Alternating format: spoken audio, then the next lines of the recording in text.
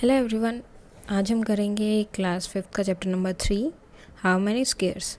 सो कल जो है यहाँ पर देखो ये क्या बोल रहे हैं कि did you get all the 12 shapes using 5 squares. तो कल जो है हमने ये किया था, यहाँ पर इन्होंने एक बॉक्स दिया था, उसके अंदर हमने इस तरह से ये 12 शेप्स बनाई थी और हर एक के अंदर जो है कितने स्क्वेयर्स है 5, 1 2 3 4 5, 1 2 3 4 5, 1 2 3 4 5। सो 5 स्क्वेयर से हमने अलग अलग शेप्स बनाई थी। तो ये बोल रहे हैं कि आपने वो 12 की 12 जो 12 शेप्स थी वो बना ली हैं। वो बनाने के बाद उन्होंने इनको इस तरह से एडजस्ट किया है। सो इस तरह से एडजस्ट करने के बाद ये क्या बन गया है, एक रेक्टेंगल शेप में बन गया है। सो वो क्या बोल रहे हैं, all 12 shapes are arranged here to make a rectangle. तो 12 की 12 शेप्स को जो है उन्होंने इस तरह से बनाया या अरेंज किया कि जिनसे एक रेक्टेंगल बने। अब उसमें क्या है, 10 रोज़ हैं एंड 6 कॉलम है। अब रोज़ कौन से होते हैं, जो आपके इस तरफ होते हैं, ठीक है, जो इस तरह से रहेंगे आपके हॉरिजॉन्टल, वो क्या होती हैं आपकी रोज़। सो यहाँ पर टोटल कितनी रोज़ हैं, 10 रोज़ हैं। तो काउंट कर सकते हैं आप 1 2 3 4 5 6 7 8 9 10। और कॉलम कितने बोल रहे हैं, 6। तो ये जो वर्टिकली हैं ये कॉलम है 1 2 3 4 5 6। ये कॉलम हो गई और ये रो कितनी है 10 एंड कॉलम कितनी है 6। You will be surprised to know that there will be more than 2000 way in which these shapes make a 10 cross 6 rectangle. सो अब ये क्या बोल रहे हैं कि यहाँ पर अभी ये तो सिर्फ एक ही वे में बनाया गया, यहाँ पर 2000 से ज़्यादा वेज हैं जिनमें आप इन शेप्स को इसी तरह से अरेंज कर सकते हो और इस तरह के कम से कम भी 2000 से ज़्यादा ट्रायंगल आप बना सकते हो, जिसमें 10 रोज़ होंगे और 6 कॉलम्स होंगे। Now draw all the 12 shape on a sheet cardboard and cut them. इसके बाद जैसे हमने ये यहाँ पर ड्रॉ की थी, ठीक है, इसको क्या करना है, कट कर लेना है अलग अलग शेप को, उन 12 की 12 शेप्स को।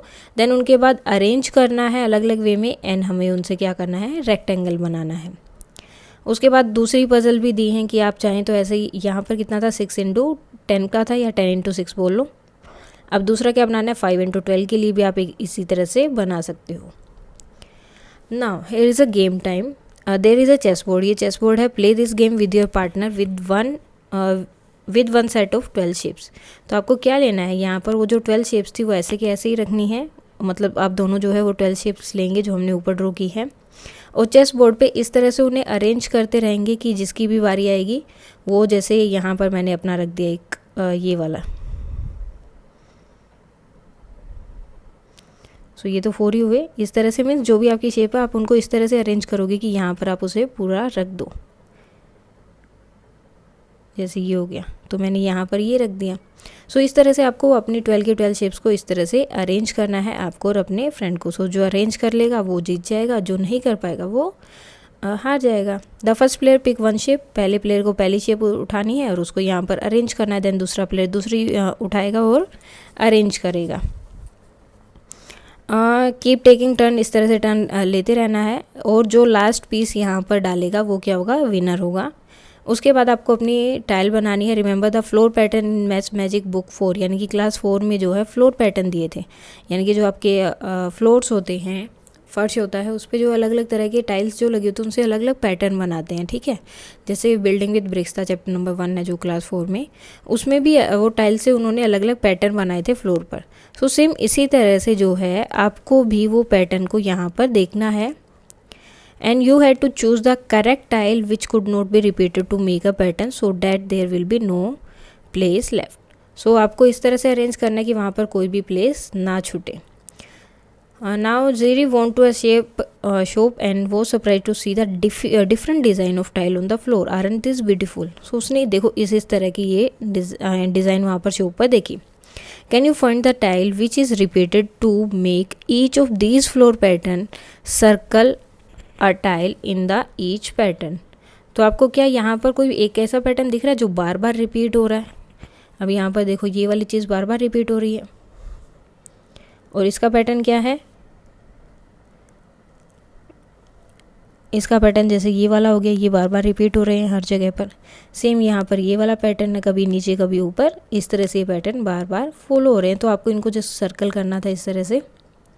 Then after looking at the pattern Jerry wanted to make her own yellow tile. So उसने सोचा कि मैं भी अपनी जो एक टाइल बनाऊंगी, तो उसने एक जो है बड़ा सा कार्डबोर्ड लिया, उसके ऊपर पहले एक स्क्वायर बना दिया, ठीक है। उस स्क्वायर के बाद उसने एक इस तरह से उसके साथ मिलता हुआ ट्रायंगल बना दिया। देन उसके बाद ये बनाने के बाद इस जो स्क्वायर था, स्क्वायर के अंदर ही एक ट्रायंगल बनाया, मीन्स इस पार्ट को उसे कट करना है, ठीक है। इसको वो कट कर देगी, कट करने के बाद वो इस तरह से दिखेगा, तो उसका जो है शेप रेडी हो गया। अब आपको क्या करना है, अपने पैटर्न्स बनाने हैं। Trace the shape to repeat at then page on a page, आपको पेज पर वो करना है, लेकिन आपको ध्यान रखना है कि उसमें गैप नहीं बचना चाहिए जब भी आप बना रहे हो। Now Jerry made a pattern using yellow tile. अब येलो टाइल से उसने जो अपना पैटर्न बनाया। You know the area of her tile. अब जो है आपको हर टाइल का एरिया जो है पता होगा यहाँ पर कितना है। फर्स्ट ऑफ ऑल आपको बताना है कि how many tiles has he used, उसने कितनी टाइल्स यूज़ की हैं। सो 1 2 3 4 5 6 7 8 9 10 11 12। सो टोटल टाइल्स कितनी हो गई, 12। अब हमें क्या करना है, इनका एरिया फाइंड आउट करना है। तो टोटल टाइल्स तो हो गई हमारे पास 12, हर एक का हमें बताना है। सो इनकी विड्थ कितनी है, 3। सो हमें क्या करना पड़ेगा, 12 की मल्टीप्लाई करनी पड़ेगी किससे, 3 से। तो आंसर कितना आएगा, 36 स्क्वायर सेंटीमीटर। 12 3 से कितना होता है, 36। जो यहाँ पर था इनकी मल्टीप्लाई कर दी हमने 3 से, बिकॉज जो उसकी ब्रेथ होती है, लेंथ एंड ब्रेथ की हमें मल्टीप्लाई करनी होती है। अब यहाँ पर कुछ क्वेश्चन दिए हैं प्रैक्टिस के लिए। नाउ फर्स्ट क्वेश्चन है, Jerry tried to make some other tiles. He started with a square of 2 centimeter side and made each shape like this. ठीक है, फर्स्ट ऑफ ऑल उसने क्या किया, सब एक स्क्वायर लिए इस तरह से। देन उसके बाद किसी में आगे उसने ड्रॉ किया है, किसी में उसने कट कर दिया है अंदर से। इस तरह से अलग अलग टाइप के उसने शेप्स बनाई हैं। 4 शेप्स हैं, ABCD। Now look at these carefully and find out. अब इनको अच्छे से देखना एंड फाइंड आउट करना है। Which of these shapes will tile a floor without any gaps. तो कौन कौन सी जो है फ्लोर को मतलब बिना गैप के कर सकती है, कंप्लीट कर सकती है। अब देखो ये वाली नहीं कर सकती, बिकॉज इसके साथ जब मैं ऐसी ही दूसरी टाइल लगाऊंगी तो इस तरह से उनके बीच में गैप रहेगा, बिकॉज ये उसको कवर नहीं कर रहा है, तो ये भी नहीं करेगी। अब इसमें देखो बी वाली में, अब अगर मैं इसके साथ दूसरी मतलब यही वाले टाइल इसी टाइप की एक ही टाइल हम लगा सकते हैं, अलग अलग नहीं लगाएंगे। सो ये टाइल अगर मैं इसके साथ लगा रही हूँ तो भी इनके बीच में ये वाला गैप तो रह गया ना, वो फिल नहीं होगा। अगर वो हो भी जाता है कि एक टाइल और यहाँ से लगा दी, एक और यहाँ से लगा दी, तो ये वाला गैप इनके बीच का रह जाएगा। तो हमें तो गैप तो छोड़ना ही नहीं है, तो ये वाली भी नहीं होगी। देन ये वाली, ये जो है कंप्लीट उसको कवर करेगी, गैप नहीं बचेगा, बिकॉज पहले हमने ऐसे लगाई। तो दूसरी बार जब हम लगाएंगे तो ये वाला जो साइड है ये हम यहाँ पर इसके अंदर लगा देंगे। तो जब इसके अंदर लगाएंगे तो ये यहाँ से कंप्लीट हो जाएगा और यहाँ पर शेप बन जाएगी। देन नेक्स्ट जो आएगी वो इसके अंदर जो है अंदर फुली कंप्लीट हो जाएगी और कोई भी स्पेस वहाँ पर नहीं रहेगा।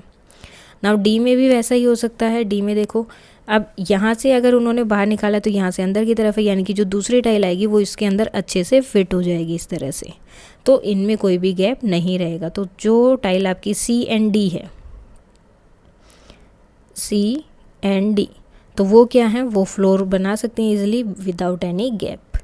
Now make design in your copy bye tiling दो शेप्स।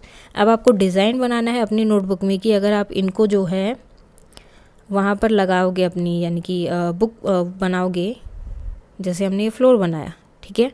सो ये फ्लोर बना रहे हैं तो इसमें ये किस तरह से दिखाई देंगी। तो जैसे कि हमने फर्स्ट ए वाली टाइल लेते हैं, सी जो टाइल थी वो लेते हैं। सो फर्स्ट टाइल हम लगाएंगे, देन उसके अंदर जो दूसरी टाइल आएगी वो इस तरह से आ जाएगी। देन उसके बाद जो दूसरी टाइल लगेगी वो इसके साइड में लगेगी और उसमें इस तरह से स्पेस होगा। तो तीसरी टाइल यहाँ पर आएगी और तीसरी टाइल यहाँ जाएगी तो उसमें यहाँ पर स्पेस होगा। देन फोर्थ टाइल यहाँ आएगी, सो वो इस तरह से कवर हो जाएगा। तो कहीं भी स्पेस इसमें नहीं रहेगा, वो पूरा कवर हो जाएगा। सेम जो है जब आप डी वाली बनाओगे तो पहले तो स्क्वायर बना लेते हैं हम इस तरह से, ठीक है, इस तरह से स्क्वायर में रहेगा। देन अब डी में क्या है, इस तरह से वो बाहर गया है, देन अंदर एंड देन बाहर, ठीक है। सो जब नेक्स्ट बनेगी वो भी इसी तरह से आएगा, उसके बाद जो नेक्स्ट होगी वो भी उसी तरह से आएगा। सो इस तरह से इनकी जो है शेप बनेंगे आपके, तो वो आप अपनी नोटबुक में बना सकते हैं जो कि आपको बनाना है। सो इस तरह से वो बन जाएगा। सो ये हो गया बी पार्ट। नाउ नेक्स्ट है, now you have to create your own tile. अब आपको जो है अपना खुद का टाइल जो है क्रिएट करना है। अब ये आप पे डिपेंड करता है कि आप उसको किस तरह से क्रिएट करोगे। जैसे एक नॉर्मली आप जो ले सकते हो वो इस तरह से हो सकता है, जैसे कि एक स्केयर लिया, देन उसको यहाँ से कट कर दिया। ओके, जितना आप कहीं से कट करोगे ना उतना ही पोर्शन आपको उसके बाहर भी लगाना होगा, और बाहर मैंने वो पोर्शन लगा दिया।